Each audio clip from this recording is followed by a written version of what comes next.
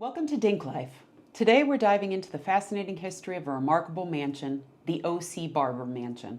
A local treasure often overshadowed by the more famous Stan Hywet Hall, OC Barber, born in Akron in 1841, earned the moniker American Match King. His father pioneered handmade match production, and a young OC sold matches door to door. By the age of 20, he was a partner in his father's business, and by 21, he was running it as a general manager.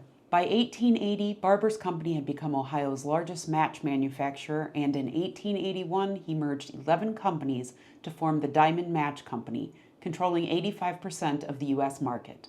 Barber, a controversial figure, was notorious for his frugality and ruthless business practices, paying workers low wages in harsh conditions and evading taxes. He preyed off employing women and children in grueling conditions that often led to a phossy jaw, a devastating condition caused by phosphorus exposure in the match industry. Despite this, Barber's business empire expanded into diverse industries such as boilers, which became part of Babcock's and Wilcox, matchboxes, rubber, pottery, sewer pipes, steel tubes, concrete blocks, fertilizer, and even his own railroad, the Akron Barberton Beltline. Barber traveled the world visiting his factories, crossing the Atlantic 30 times in his lifetime.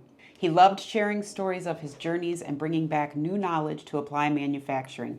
Barber's ambitions extended far beyond Akron's boundaries. When Akron's county tax auditor threatened his empire, the Match King moved his operations out of the city, creating his own. In 1891, he acquired land from Norton Township to expand his business, founding Barberton, a city designed as a model of industrial and residential growth. The city flourished quickly, earning the nickname Magic City. In the early 1900s, Barber announced plans to build an impressive mansion on his 3,000-acre scientific farm, his final quest. In 1909, Barber commissioned the construction of a 3-story, 52-room mansion in Barberton, which took 18 months to complete. Designed in the French Renaissance Revival style by Akron architects Harpster and Bliss, the mansion spanned over 300 feet in length and covered 25,000 square feet. The construction costs exceeded $400,000 at the time, equivalent to $13.2 million today. The mansion boasted luxurious amenities, including 16 bedrooms, an elevator with a glass skylight capable of holding 30 people, a solarium,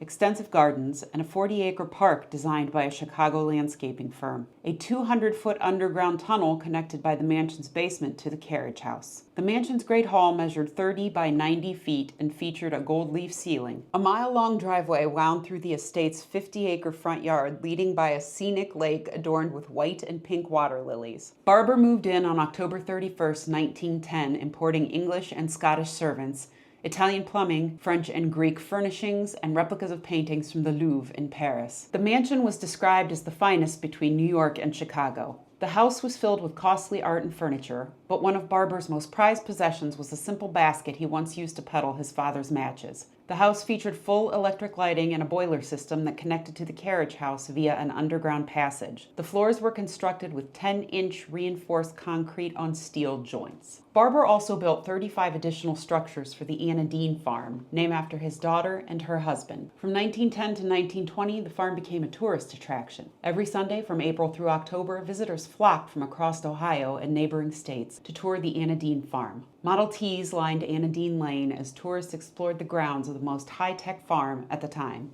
Although they could peek into the mansion's windows, entry into the buildings and interaction with livestock were strictly prohibited. Barber raised high-quality livestock and housed up to 50,000 chickens, 600 Guernsey cows, and 140 Belgian draft horses. At its peak, the farm had 12-acre greenhouses filled with exotic fruits and flowers, and barn number 3 was the largest barn in the world at the time. O.C. Barber passed away on February 4, 1920, at the age of 79, in his mansion. His funeral was held in the gold drawing room of the mansion, with his bronze casket surrounded by red roses arranged in diamond patterns. There was a silence over Barberton and Akron the day of his funeral procession from Barberton to Akron, and he became the first multimillionaire to die and to be buried at Glendale Cemetery, illustrating that no amount of wealth can stave off death. Barber had intended for the farm to become the O.C. Barber Agricultural and Industrial School, a part of Western Reserve University, after his death. However, his daughter contested the will for 6 years, causing significant debts,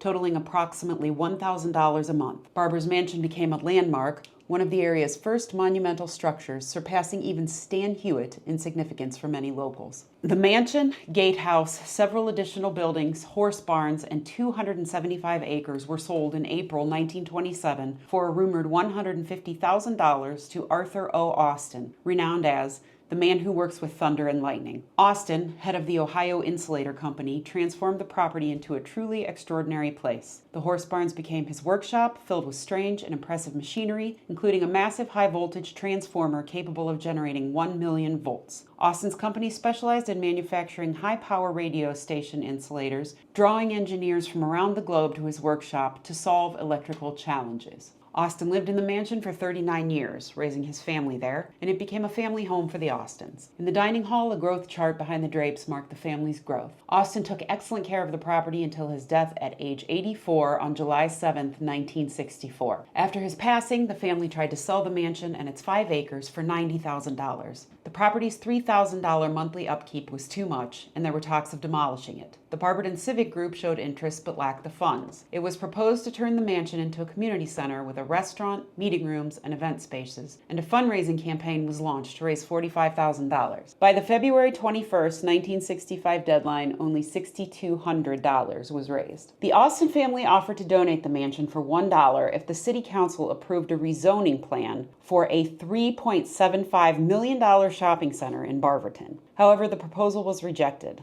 The family, eager to get rid of the financial burden, wanted the mansion off the tax rolls by July 1965, requiring demolition months in advance. On April 3, 1965, the Austins held an auction offering a final chance to tour the house. Volunteers tried raising $25,000 to delay demolition, but by April 19th, demolition began after an unsuccessful attempt to pass a levy for restoration. The mansion's fixtures and furnishings were sold before a wrecking crane dismantled the structure. Despite the community's efforts, the mansion was demolished, and some artifacts, such as a white marble fountain with gold sienna marble arches, white Corinthian columns from the mansion's ballroom, and an elegant chandelier, were displayed at Birnbaum's store in the brand new Summit Mall. The Barberton Historical and Cultural Society was founded in 1965 after the demolition of the OC Barber Mansion. Later changing to the Barberton Historical Society in 1974, it was created to protect OC Barber's Barn No. 1 from demolition. Today, only 8 of the original 35 buildings from the Anna Dean farm remain,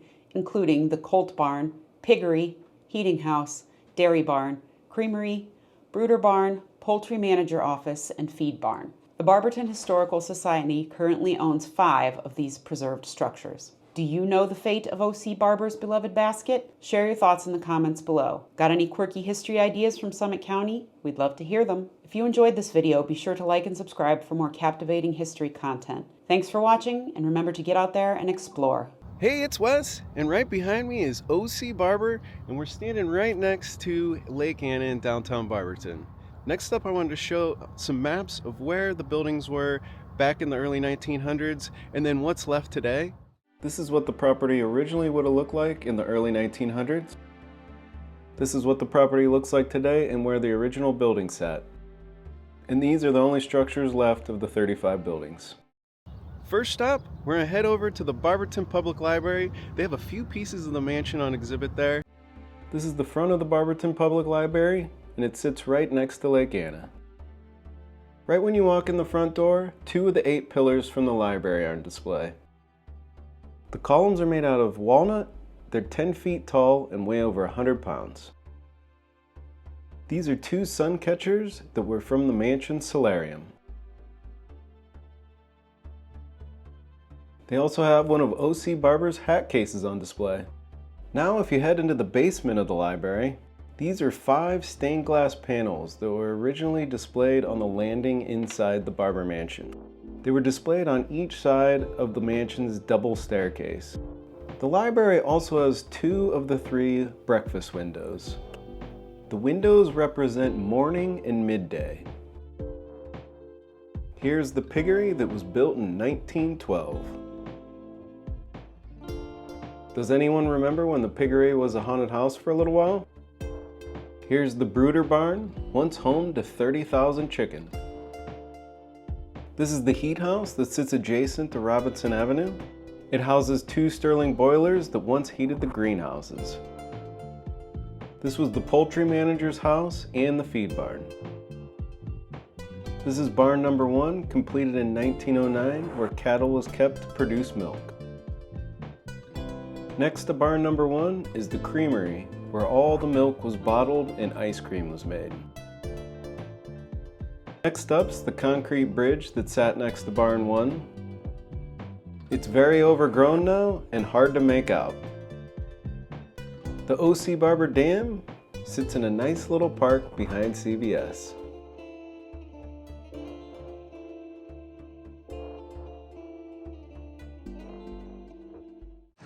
So right here at the corner of Robinson and 5th, this would have been where the gatehouse existed, right where the Chase Bank is. Now from the Chase Bank, let's fly across where the 40-acre park used to be, up to where the mansion sits.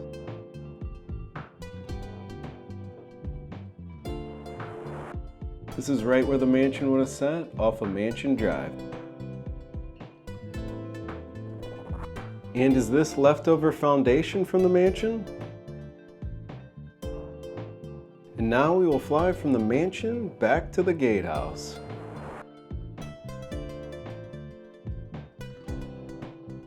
And this is the land the Austin family fought with Barberton to rezone.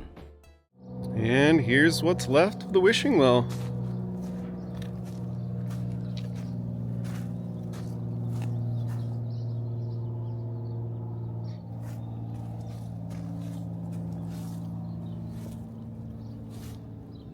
And here is the Colt Barn.